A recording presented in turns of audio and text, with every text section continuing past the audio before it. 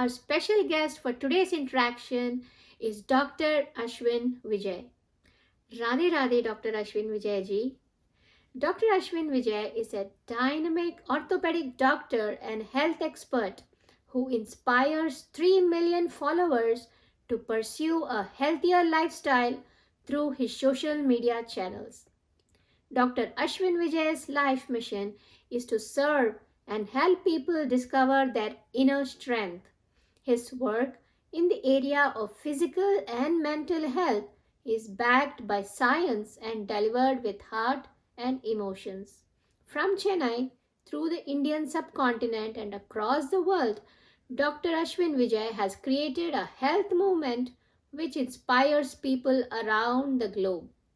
Till date, his videos have clocked more than 500 million views. He is joining hands with national and international stars to bring about a new age health awareness. As an orthopedic doctor and surgeon, Dr. Ashwin Vijay created a new state of the art orthopedic center called Ojas Ortho, which inspires health and well being for every patient with empathy and sensitivity. Dr. Ashwin Vijay is treating domestic and international athletes for their injuries. He is also part of the International Society of Orthoscopy, Knee and Orthopedic Sports Medicine. Dr. Ashwin Vijay was honored for his work with several prestigious awards. Once again, thank you for joining us. Now I hand over to Swamiji and Dr. Ashwin Vijay. Radhe Radhe. Namaskaram, Swamiji. Pleasure to be a part of this conversation. And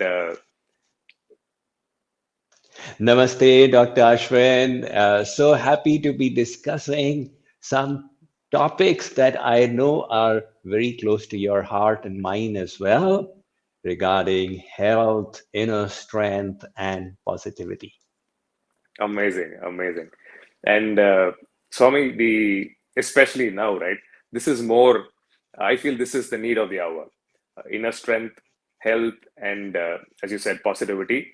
And, I would like to, hear from you about what exactly the Gita says about things in these contexts. So I'm going to start with one question to you. Sure. See, especially there are stereotypes, isn't it, Swami? Like in context with, see, as a doc, I want people to be healthy and I want people to be disease free. But this word health is a very broad term. People confine it to a certain type of, stereotypes, like you have to look a certain way and only then you're called healthy. So what is your take on that, and what does the scripture say about that, Swami? Yes, Dr. Ashwin, Western medical science has taken a reductionist perspective of health. They have seen the body as a bag of chemicals which get together to form cells, tissues, muscles, bones, and then organs. And this perspective of theirs leads to a very symptomatic approach that doesn't go to the root of maladies. Now, the World Health Organization itself has given a more broader view of it, saying that health is the complete physical, mental, and social well being of an individual, not merely the absence of disease. The Bhagavad Gita has an even deeper take on this. Our Vedic scriptures, they view the personality in its completion. When we talk of holistic health, we want to see the whole individual. And from the Vedic perspective, we have 5 layers to our personality. One is the gross sheath, then is the vital energy sheath called the pranamaya kosh. Then the mental and emotional sheath called the manamaya kosh. Then the intellectual sheath called the Vijnanamaya kosh. And then the Anandamaya kosh. So, from the perspective of the Gita and our Vedic scriptures, health would have a few dimensions to it. The first, of course, is our physical dimension. To be healthy means our digestive system is working well, the organs are robust, the immunity is strong, we have energy to do our work, we can take good rest. Then we have the mental health, which means that we are endowed with positive attitudes, with optimism, with a happy demeanor. And third comes social well being, the ability to establish and sustain meaningful relationships within the family, in society, and in our profession. This requires the ability to empathize with the emotions and sentiments of others, the ability to understand our own emotions and ensure that they don't sabotage us, thereby to master our emotions. And then the fourth aspect would be spiritual well being, that requires us to be endowed with wisdom that helps us resolve ethical and moral dilemmas when they come before us, that enables us to determine our purpose in life, and that endows us with the tools and techniques for removing our shortcomings and pursuing the inner journey of growth and transformation. Wow, So, this is holistic health. amazing. I really love the way you put it, Swami. And so, can you give us some tools in context with the Bhagavad Gita? You know, Bhagavad Gita always talks about, being precise, when it comes to the food you eat, the limitation in various contexts, the food you eat, the amount of sleep, the amount of physical activity. So what would Yes. can you just give a gist of the whole thing, which will be easy for people to follow? Okay. We are what we eat. Ahar shuddhau sattva shuddhi. Therefore, Sri Krishna in the Bhagavad Gita goes into the details of different kinds of foods. This is the first essential part of our diet. We need to pay attention to it. There are so many varieties of diet that are floating around in the world, and I'm sure your patients they heap questions on you about the latest diet that is coming along, whether it's the paleo or the keto or the Mediterranean or the Chinese, etc. All kinds So of things. yeah, here is a simple take on it. The first is to understand what are the nutrients that our body needs. The second is to understand what is the nutrition in the food that we eat. And the third is to understand the impact of these foods apart from merely fulfilling the nutritional requirements. So, Absolutely. Bhagavad Gita doesn't go into the details of nutrition as we can all understand. It's a spiritual text, but it does talk in detail about the impacts of foods.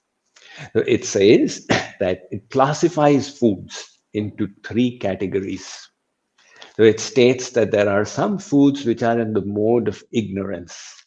When we consume them, we get affected by laziness, by agitation, by anger, the proclivity towards violence and intoxicants.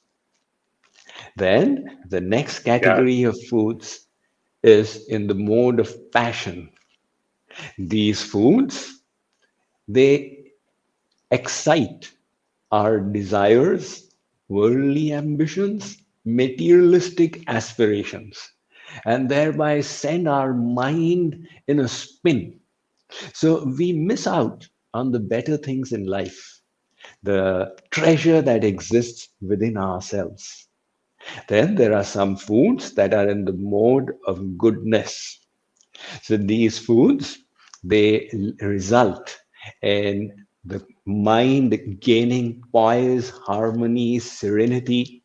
These foods are juicy, nutritious, succulent, and health bestowing. So the Bhagavad Gita goes into the details of this. Apart from that, when it comes to the other aspects of good health, well, exercise, as we know, is extremely important. Now, look at the amazing wisdom that was bestowed thousands of years ago, a yogic system that can bestow on us the various kinds of exercise regimens that we need. So, as a doctor, I'm sure you understand that we need aerobics for our muscle strength. We need cardio to keep our heart healthy. We need flexes to keep the energy flowing and to keep the organs toned up. Now, the yogic system has all of these. Apart from that, it also has in the mix inverted postures to enhance the flow of blood to the brain, which has tremendous benefits. It is considered the golden posture. And the number of falls that happen in old age, whenever old people ask me for advice, I tell them that, look, just be careful that you don't fall because Don't fall. then, right, then Absolutely. you're stuck for 6 months. So the yogic system gives us balancing postures to minimize the falls, and it adds to the mix pranayam, deep breathing, to enhance our vital energy flow and to service all our cells with the quality metabolic fuel, which is the oxygen of the atmosphere. So, some aspects, I'm sure we'll be discussing these, but let me ask you, Dr. Ashwin, you have spent a lifetime studying fitness and good health. You have the benefit of having helped so many of your patients achieve it, and you have kind of created a movement in this direction. So, let me ask you from a doctor's perspective, what are the most important elements for staying healthy? Wow. Uh, yes, Swami. You just like it's like a very precise question. Uh, Not just with my patients, what I've seen over the period of 15 plus years. What are the elements of like good health is what you say, right? Initially, when I used to be in med school, when I started practice, I always used to think, yeah, if you take care of your body, you're fine. If you exercise, you stay in a certain way. If your physical body is taken care of, you're fine, is what I thought. But as I started seeing patients and I started treating patients, I started understanding the mind plays a very important role in healing as well. As you already said beautifully, the layers of the body.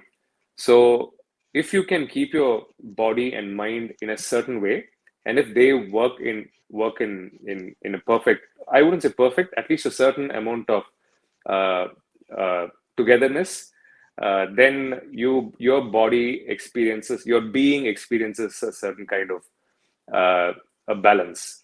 That's what I would call uh, uh, a good or a important element of health, Swami.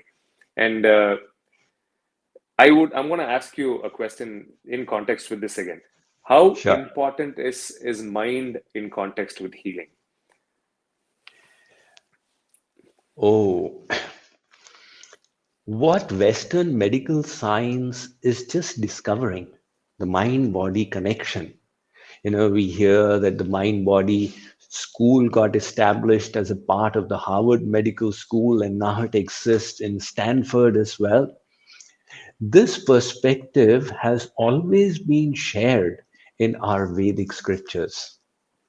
So in the Yoga Vasisht, there's a conversation where Lord Ram, having toured his kingdom and seen his citizens affected by vyadhi or disease, was moved to compassion. And then on coming back, he asked his guru, Maharshi Vasisht, Gurudev, what is the cause of vyadhi? So Maharshi Vasisht gave such an insightful answer. He said, Ram, disease begins with the mind. When we harbor poisonous thoughts, thoughts of stress, fear, anxiety, tension, hatred, envy, now we know these thoughts are hurtful because when the thoughts are inside, the feeling they generate is not nice. So our own feeling tells us, I should not be having these kinds of thoughts. Well, those poisonous thoughts, they disturb the mental sheath. That disturbance gets passed into the vital energy sheath called the pranic kosh. And that disturbance of the vital energy sheath, where you have more energy going to certain tissues and organs and less going to others, etc., finally manifests in the gross body as disease. So, holistic well being is not limited to tending to the physical, but we have to go beyond to the mental. And then it doesn't stop at that either. Because if we wish to rid ourselves of mental poisons, we need to have good values and beliefs in place. If the values are all skewed up, then it's only natural that we'll start chasing things that are hurtful to us. We all know of people who harbor desires. After all, the Surgeon General warns that cigarette smoking is injurious to health. It's on every cigarette pack, and Absolutely. yet they are unable to give it up. Give it up. You know, my definition of a cigarette. A cigarette is a pipe with smoke at one end and a fool at the other end. Other end. So we need to have good values. That means the intellectual sheath must be enlightened with good knowledge. And ultimately, it's all about bliss. That's the bliss sheath. We are all seekers of bliss. And where we decide true happiness lies, that is where we align our life's direction with. So we need to get the answers to this vital question. How can I find true happiness in my life? So, And Swami, and I'm Doctor, gonna no, I'm gonna ask you another question. This sure. is getting interesting. How do we find true happiness, Swami? Okay, how do we find true happiness? We all feel the illusion is that there are so many alluring things all around us. And if I can only get that object which seems so desirable, it will give me a lot of happiness. But if the desire we created for it had gotten extinguished when we get the object that we aspired for, then the problem would be solved. Unfortunately, what happens is that the moment one desire is extinguished, it leads to a second one which is stronger than the first. Now, neurology has figured this out. What the Bhagavad Gita was telling us all the while. Look, if you create these kinds of inferior desires, it will lead to greed. So, neurology says there's this dopamine chemical within the brain. Absolutely. And this chemical is responsible for making us run for happiness. The only problem is that it creates the feeling I will get happiness, but it never really leads to true happiness. And because I'm speaking to a doctor, there's a second brain chemical that creates the sensation of happiness, which is serotonin. Serotonin. Serotonin is the fulfilling chemical. It creates the feeling of inner satisfaction, which lasts from day to day, year to year, and which is healthful and beneficial. So, that kind of inner happiness which we are seeking, it does not come from the external objects of our desire. It comes from two things. The first is when we improve ourselves. It's a satisfaction like no other. No. So there's an auto code written in our soul which is urging us to be better, which is telling us you have still not become how you are supposed to become. And hence the striving goes on. I need to improve. And the second aspiration is I need to do better. We And all do that. want to see our work making a difference, creating an impact, at least in the life of one person. And if it's creating an impact in many more, then that satisfaction is multiplied so many times.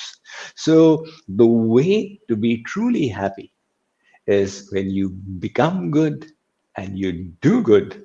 That is when you start feeling good. And I love that. So, I really love that, Swami. And I totally agree with you. When it comes to that point, because our body is a chemical industry on its own, right? So, and obviously, if you have to be happy, you need to have those happy chemicals which are produced indigenously, not externally. People do use substances, and especially in this era, I see a lot of people addicted to substances, which gives them that monetary dopamine rush or the monetary serotonin rush. For a few hours, they feel on top of the world and they crash terribly. So yoga, mm, it's an amazing science which naturally makes you, it gets the right chemical soup in your body is what I would say. A happy chemical soup. yes, yes. Yes, yes. Dr. Ashwin, Yes, Swami. it's so interesting that the definition of the Bhagavad of happiness in our Vedic scriptures, endorsed by the Bhagavad Gita, is that happiness must have three attributes to it. The first is Sat, the second is Chit, and the third is Anand. Amen. What is Sat? Sat means the experience must remain. If there's a little kick and it's gone, and even worse, the next day there is a hangover, as the kind of happiness that drinks lead to, then that kind of happiness can never be fulfilling. So the first attribute is Sat. Once you get that happiness, you get it forever. And the second is Chit. Chit means it should be ever fresh. Unlike the happiness from objects, which the first time you see a new movie, you're thrilled, and the second time you're not so thrilled if you have to see the movie again, and third time you think it's a torture. So the happiness is decreasing. The happiness must remain. And the third one is it must be vast in extent. Because if it is puny, it will still not fulfill. Let us say we chase the dream of becoming a millionaire, and by the age of 35, you've achieved it. Say, wow, now I'm so happy. I'm a crorepati. But then you see the Arabpati, and you say, oh my God, he's got this private jet and I don't have it. And the Arabpati is looking at Mukesh Ambani and he's also saying, there's still somebody ahead of me. So the Vedas say that the happiness you want should be infinite in extent. That Satchitanand happiness comes when you become the best version of yourself. When you do the best that you can. That's the way to achieve true and lasting happiness. So, Dr. Ashwin, let me ask you. Yes, Swami. You asked me about the mind. And of course, I have my own experience of this while counseling with devotees. But I'm sure your experience in this matter is far richer. And I'd like to hear from you. You did say that the mind has its impact on the body, but can you elaborate maybe with some real life illustrations or give a Absolutely. deeper perspective on this? Yes, Swami. Uh, uh, I've seen a lot of patients actually heal. Patients who I thought are not going to make it, heal just by their mind. I come from a scientific background where I was taught to believe, you know, you do a certain procedure on a patient, you diagnose a patient with a problem, he or she recovers from that. But it is not that straightforward when I started my practice years ago.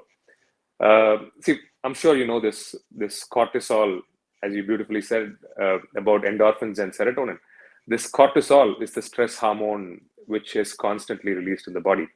It's a stress response, where your body tries to protect you from, your whatever stress reaction that is.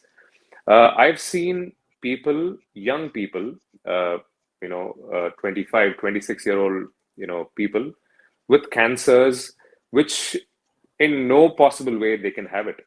But if you actually look back at their family history, their parents don't have cancers. Nobody in the family, basically, to get cancer, you should have a strong, family history.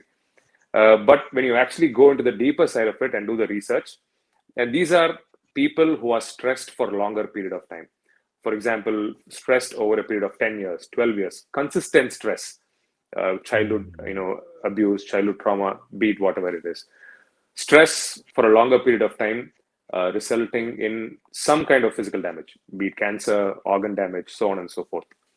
So the point is, once they started understanding the concept of mind working on healing and curing them from diseases. For example, yoga. I've seen a lot of people who have gotten into yoga, meditation, and practices various kinds of sadhanas to I would say nullify the mind.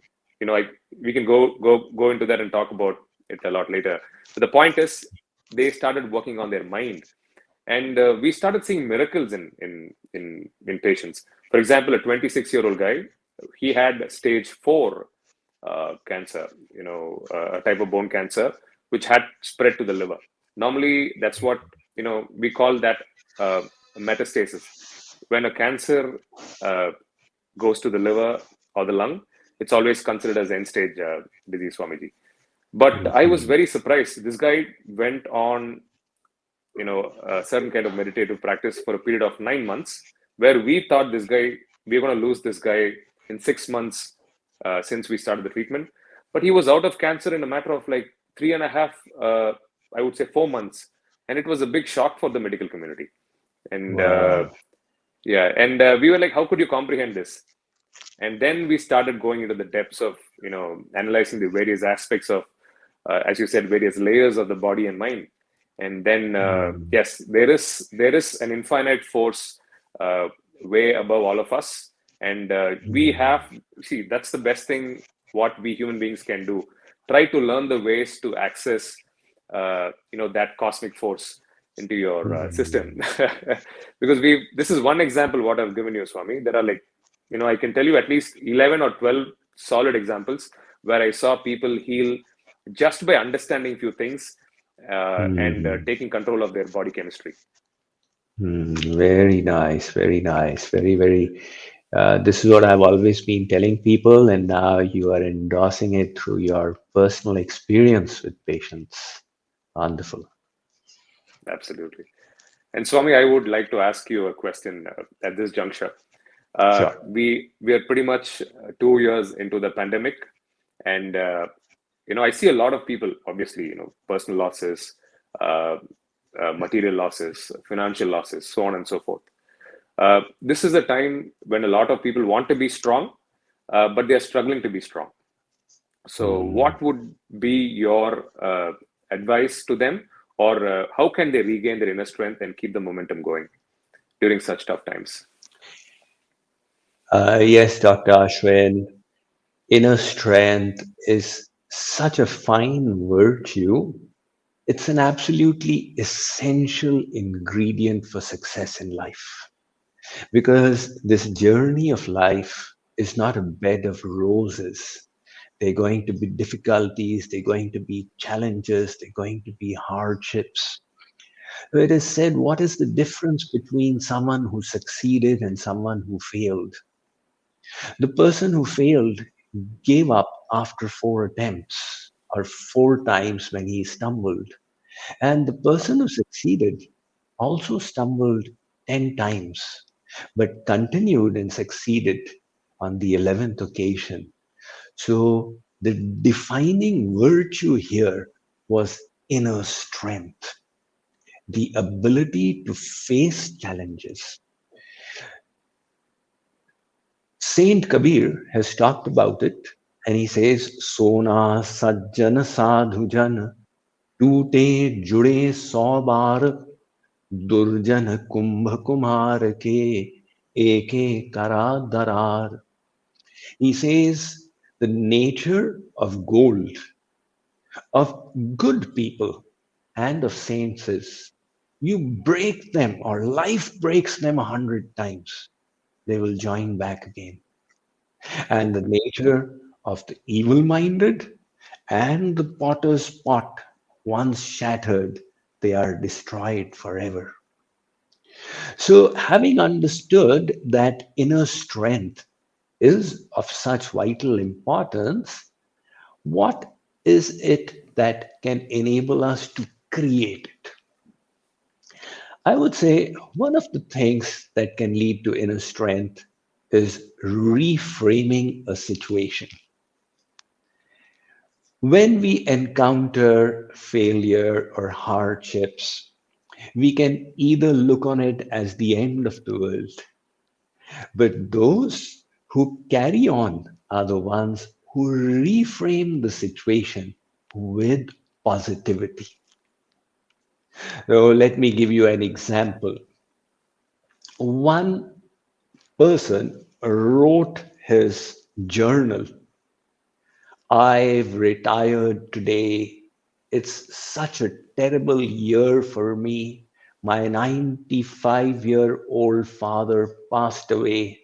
I had to give up a job which I was doing for 35 years. And my son had an accident because of which he was in the hospital for 3 weeks. He wrote that on his paper and left.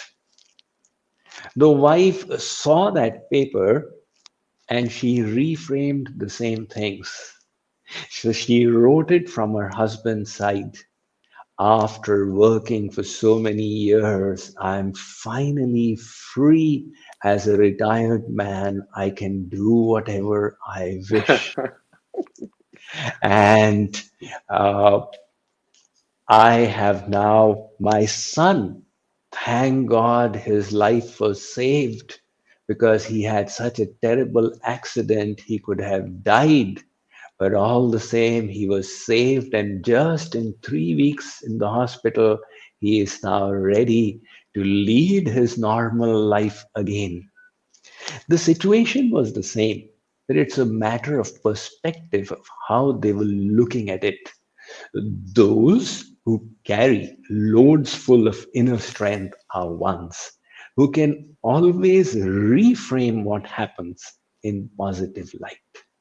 They prefer to choose to see the silver lining in the cloud and to use this as a learning opportunity.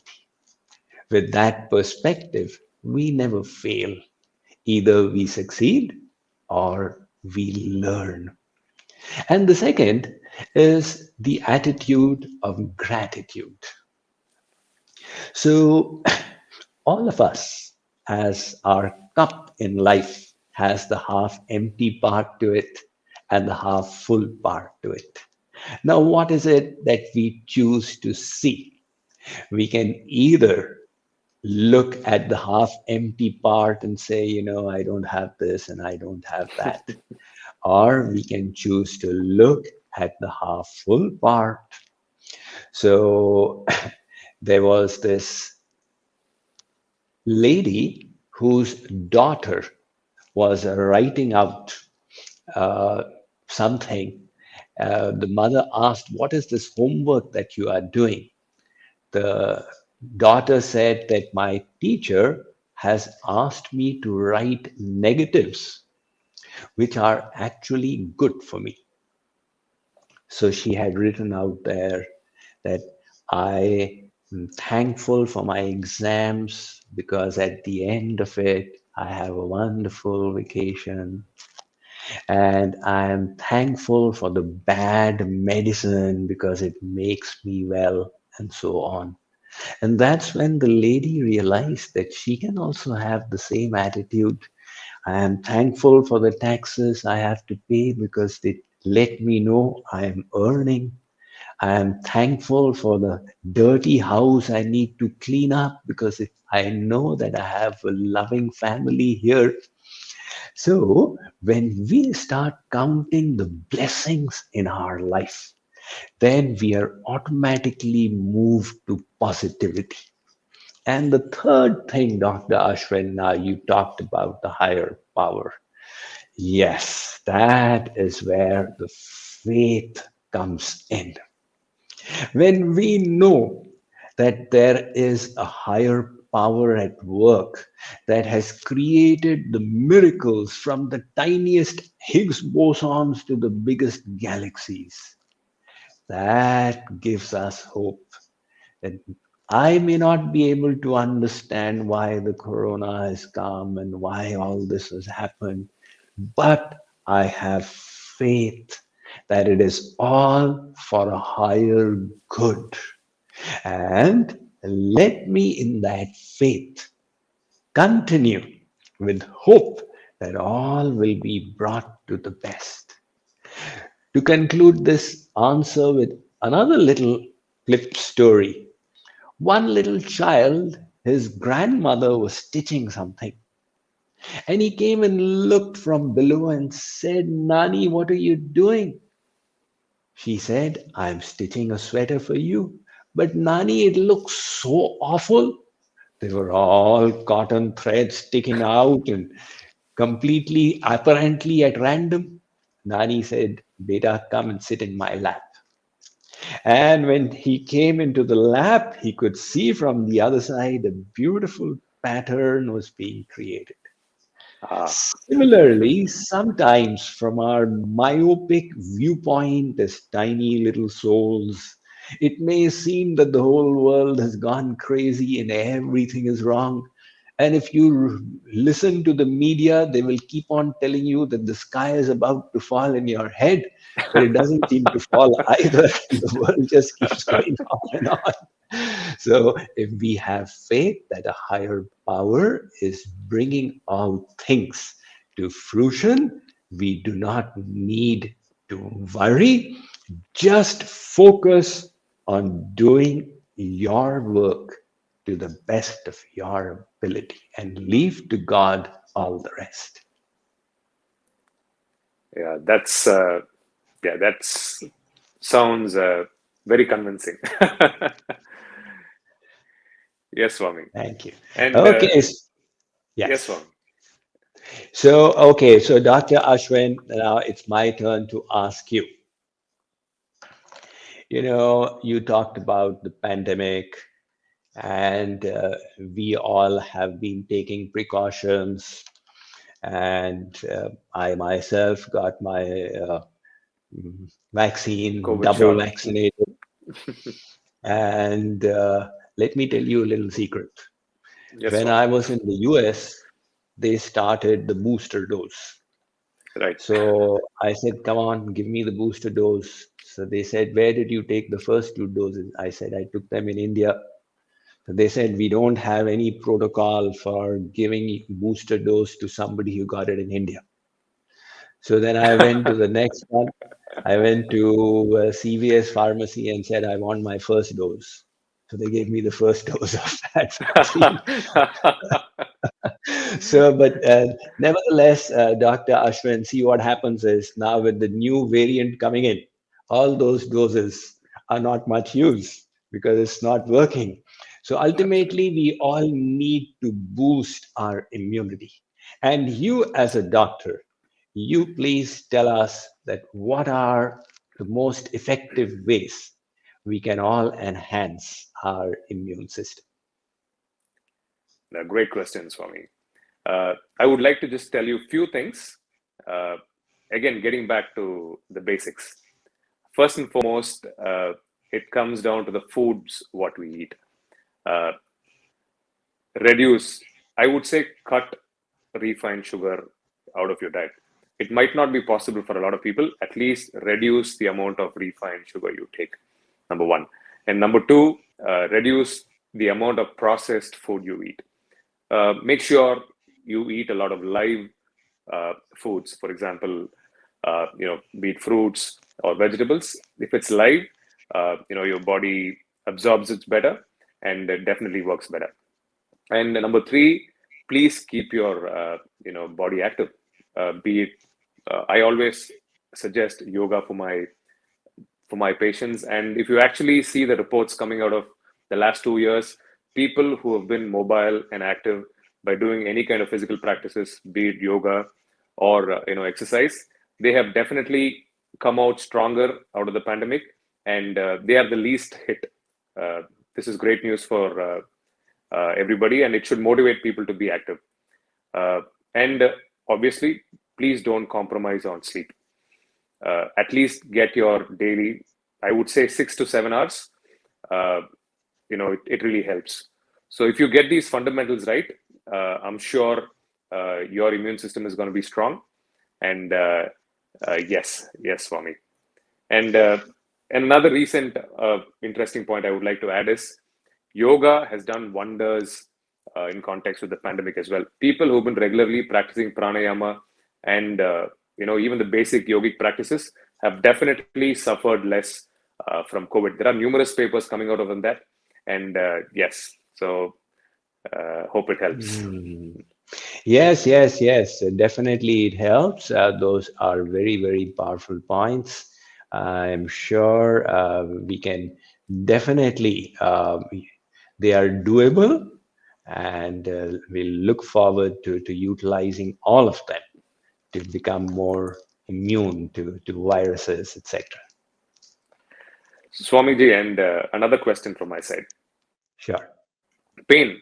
We all have some form of pain. I'm talking about emotional or mental pain. So how important is pain for a person to grow as a human being? How important is it is for us to learn, or to have the right tools to handle pain? And how important is it, Swamiji? Yes, Dr. Ashwin, that is a question that's very dear to my heart. Because if we don't have this mindset of tolerating pain, and if we live by the philosophy of doing what gives us the pleasure in the moment, the consequence is we'll be surfing the internet when we should be exercising. We'll be watching Netflix when we should be working. And we'll be eating junk foods when we could eat healthful salads. So the fact is that all progress happens outside of the comfort zone. Anything that is worthwhile always lies upstream. And to access it, we do need to tolerate a certain amount of discomfort.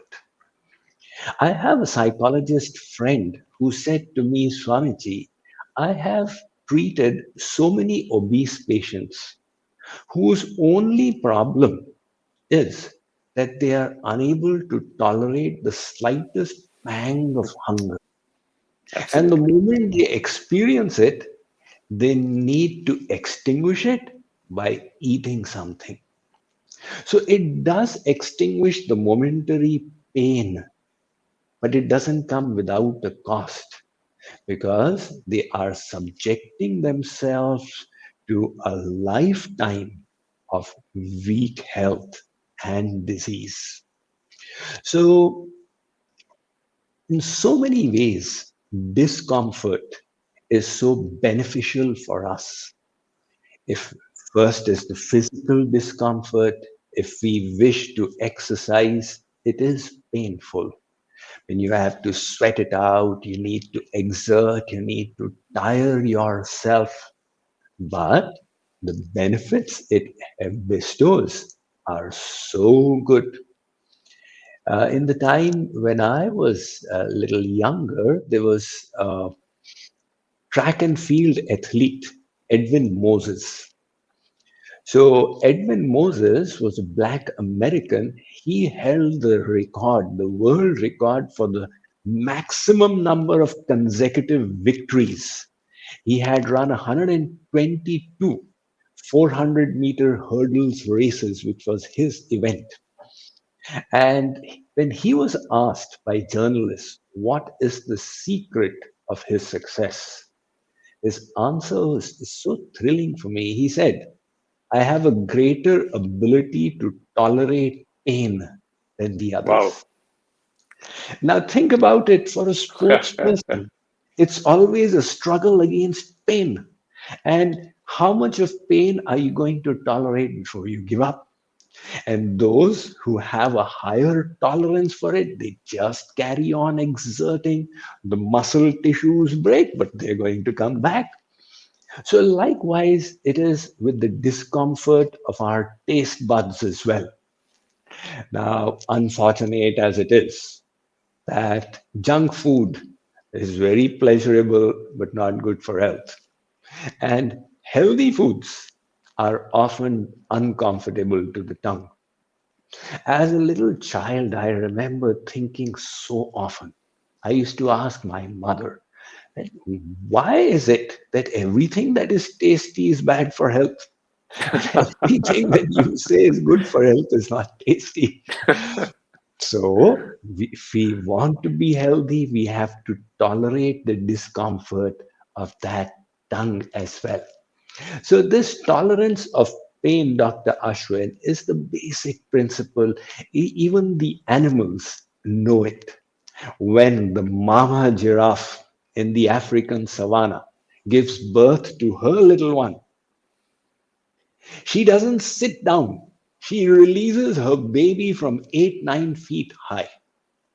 And that little child lands with a thud.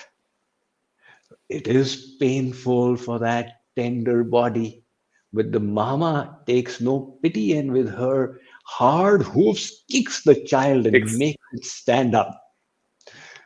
But then the child is tottering around and the mama kicks it again, making it roll and stand up. So we may say that mama is so cruel, but the mama knows that we have just a few minutes before the lions are here. Likewise, you must have come across so many patients who say, Doctor, don't do this to me. But you know, this pain, no gain. no gain. So, How does Dr. that? Ash, Yes, Swami. yes, Sorry to interrupt. How does that yes. translate in the spiritual realm? No pain, no How, gain. how does it translate in the spiritual realm? In the spiritual realm, we call this voluntary austerity or tapasya. Tapasya. Everything has a price to it. There are no free lunches. So decide what you want. Understand what is the price to pay for it, and then be willing to pay the price. Now, from the spiritual point of view, our saints and scriptures, now Lord Krishna says in the Bhagavad Gita, he says, Sarvadharman parityajya mamekam sharanam raja. he is telling Arjun to make the supreme sacrifice. And he's saying, okay, Arjun, you make the supreme sacrifice, because without sacrifice, you will never achieve anything higher. And I promise you that you will find the supreme destination. In fact, to take it one step further, I don't know if this is appropriate for your social media, but the Saint Kabir again, that he says that those who wish to attain the Lord will need to cut off their head and offer it as sacrifice. शीश है लहू की तुमड़ी, हरि अमृत की खान. शीश दिए जो हरि मिले तो भी सस्ता जान. So sacrifice, the acceptance of voluntary austerity. In the Bhagavad Gita, it is presented as yajna, it is presented as tapasya. Okay, Dr. Ashwin, my turn to ask you now. Yes, Swamiji. A lot of young people, they take to sports to remain fit. But then what about the elder generation? Those who are, let's say, above 50s and for whom the sports options have kind of reduced. My question is that to keep old age at bay and to remain healthy, even as seniors, what is it that you would recommend from your expertise and experience? Right. I think it's a very important question, Swamiji, because young people, as you said, they are into some form of physical activity or sporting activity. People who want to start after the age of 50, they tend to get intimidated. They don't know where to start and what to do. One easy thing, I would recommend is to start with a 20-minute walk. It can be, to begin with, it can be slow walking for 20 minutes a day, progressing on to brisk walking over a period of 3 to 4 weeks. So the simple practice I would advise for anybody above the age of 50, start with 20 minutes of walking. That's fair enough. After a period of like 1 month, say, they can increase the duration to 30 minutes and increase it by 5 minutes every week. And if they can walk for 45 minutes, over a period of 3 to 4 months, that's a very good enough practice to keep their bones, joints, and muscles healthy. Wow, that you are talking about what was so dear to Mahatma Gandhi and to Dr. Abdul Kalam. Absolutely. Yes. Yes, Any yes. other points? That's one in context with physical activity.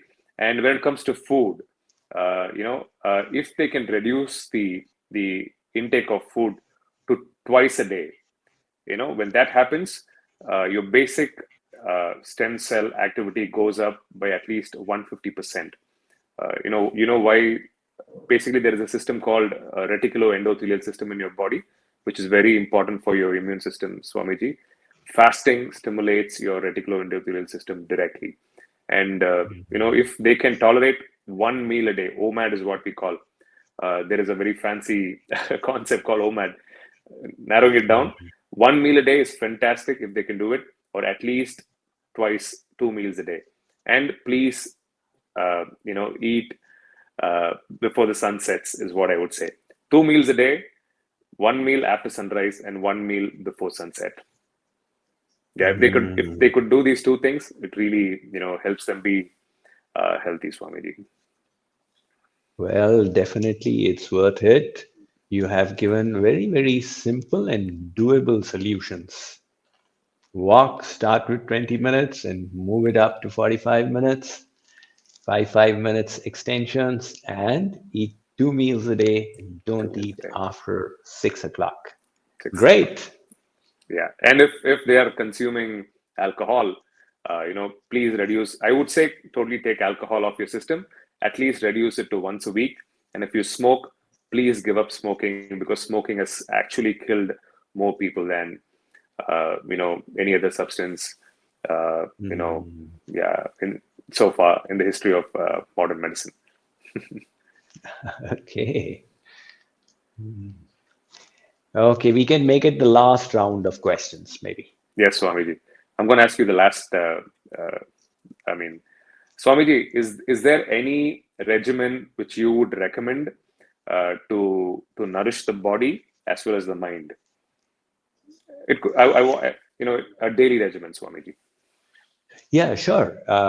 Dr. Ashwin, uh, this idea of a daily regimen is the concept of sharpening the saw.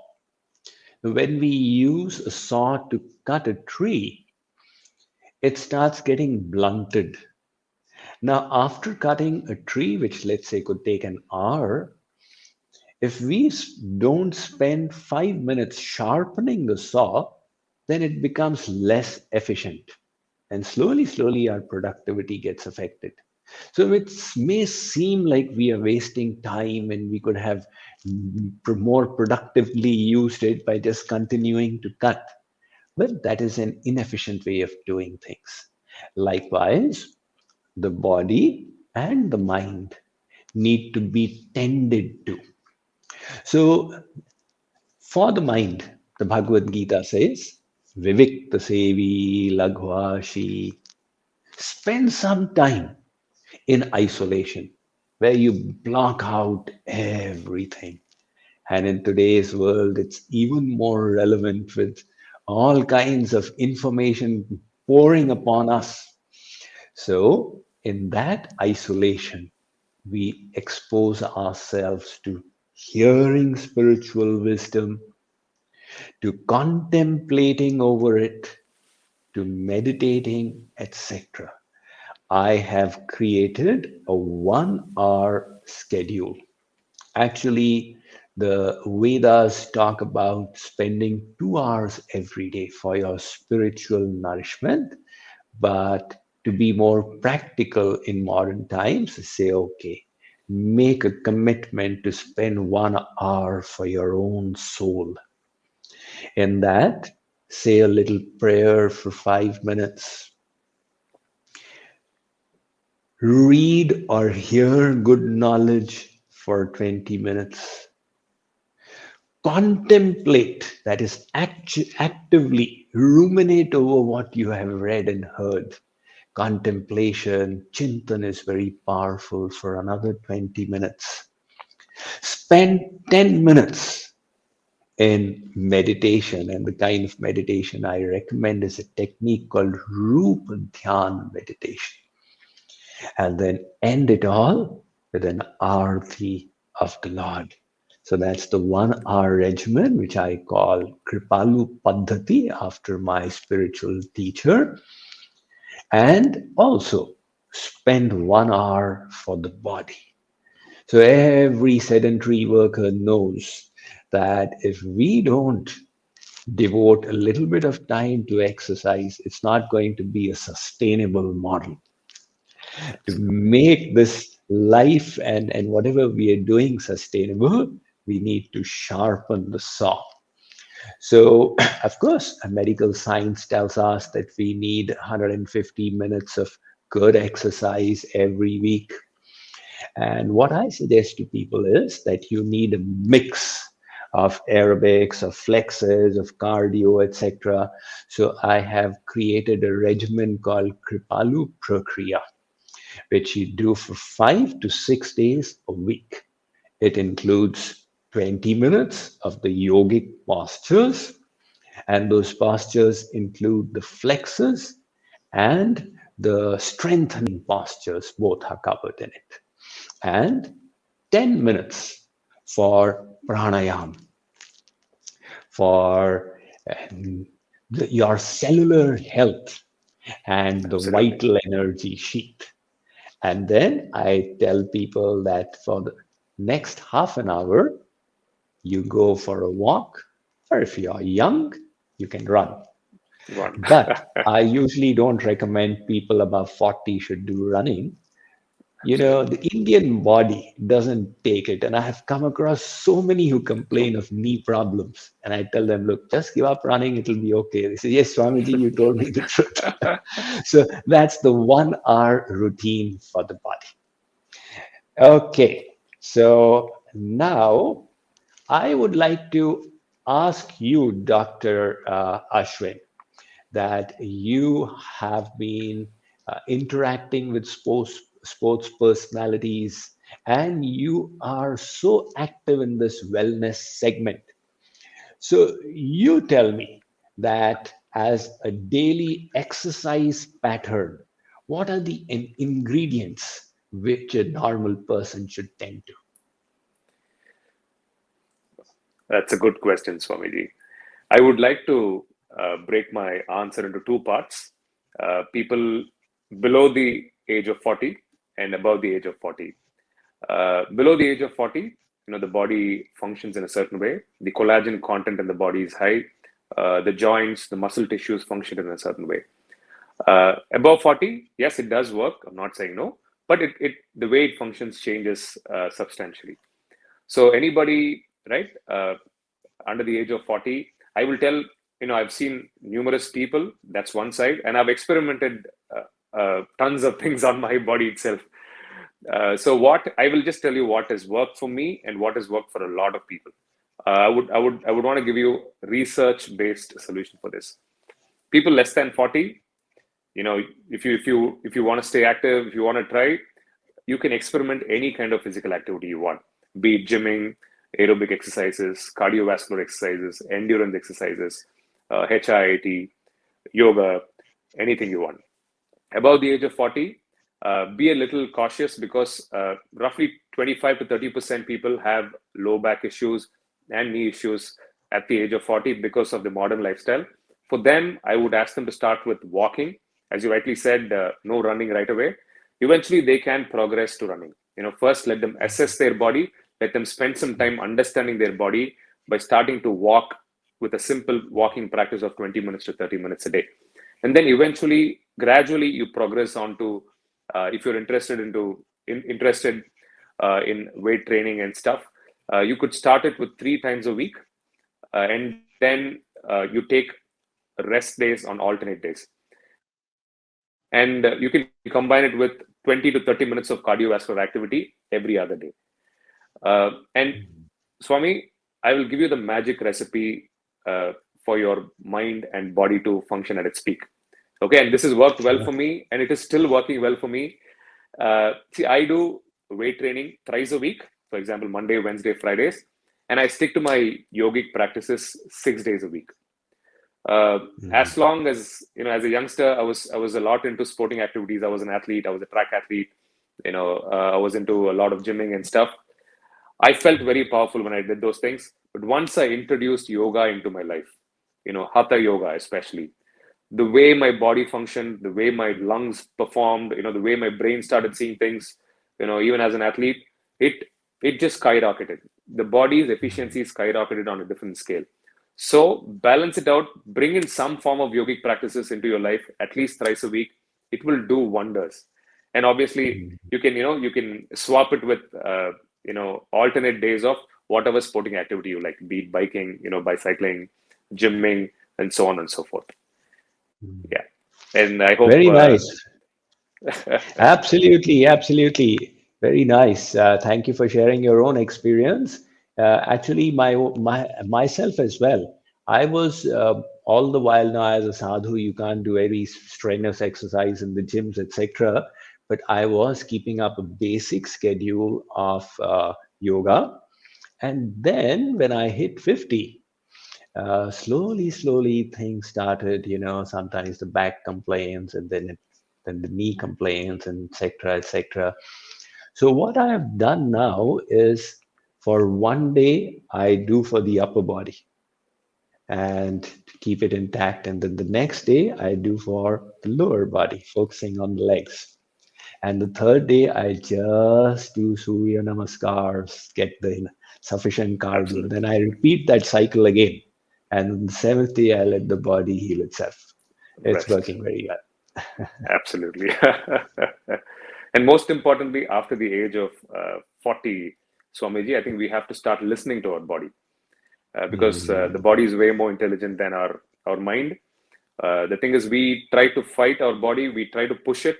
Everybody is told that you got to push your body to get to few things, but I wouldn't recommend, because I see a lot of people getting injured because of that. So listen to your body, and as you rightly said, one day of rest is must. And yes, you can. I hope this helps. Good. Yes, Swamiji, and it was an amazing interaction, and so glad to be a part of this conversation. And I think this is what everyone needs, Swamiji. Yeah, I mean, everybody wants to be happy, everybody wants to be healthy, but they don't know where to start and they don't know what to do. I think this conversation gives, at least, if there is one takeaway for, anybody who watches this, and it will definitely change their life for good, is what I feel, Swamiji. Yes, very well said, Dr. Ashwin. Sharira madhyam khalu dharma sadhanam. Lord Krishna says in the Gita, look, if you don't take care of your body, you cannot even achieve success in the spiritual journey. So we do need to prioritize it. And from this conversation would have gotten people thinking. And it's a very reasonable assessment that even if we have one takeaway from it all, it's going to benefit people. It was a pleasure speaking to you. Absolute pleasure, Swamiji. Namaste. Thank you so much. Namaste.